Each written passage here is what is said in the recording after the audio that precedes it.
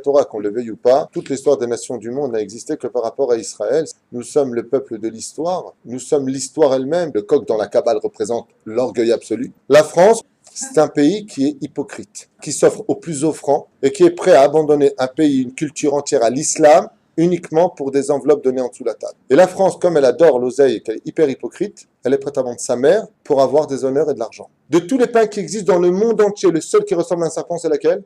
C'est la baguette. C'est la seule chose qui ressemble.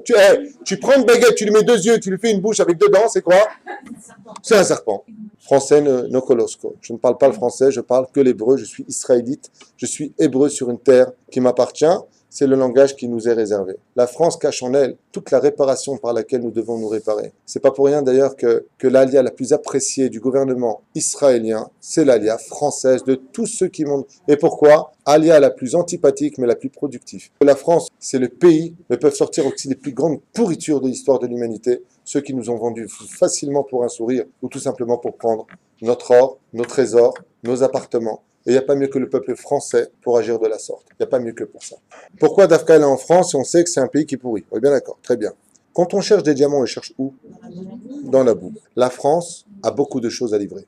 Parce que la France a toujours été entourée des plus grands de l'histoire juive. On est bien en France, je vais te dire pourquoi. Pour l'oseille, c'est tout.